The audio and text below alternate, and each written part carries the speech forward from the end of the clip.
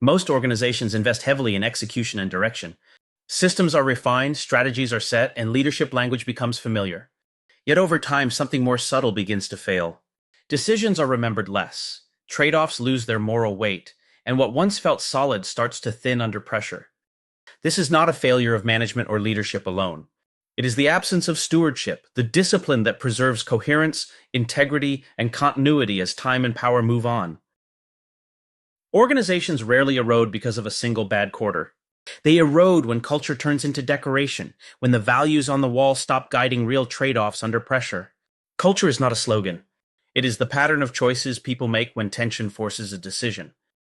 I have learned that this pattern only becomes trustworthy when three disciplines operate together: management, leadership, and stewardship. Management brings reliability to known systems, making sure what must work today actually does. Leadership creates direction amid complexity, framing where we go next and why. Stewardship, often the quietest of the three, sustains coherence across time. It is how power, purpose, and time are held so what we build can outlast us. Stewardship is not about sentiment. It's a discipline grounded in responsibility. At its core, it means caring for something of value that extends beyond personal interest or advantage.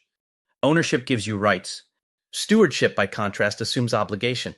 It asks a harder and more enduring question: what must remain true after I am gone? In practice, stewardship shows up in very concrete ways. It shapes how roles are designed, how decisions are made, and how successors are prepared to carry the work forward. It is not abstract, it lives in the daily architecture of the organization.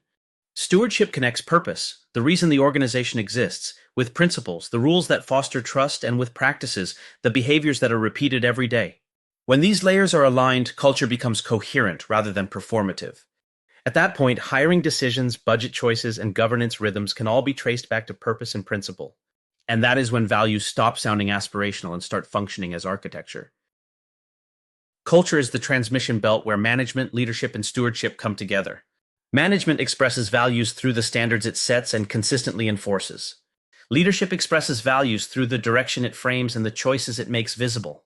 Stewardship carries those values across time, ensuring that the means remain as honorable as the ends.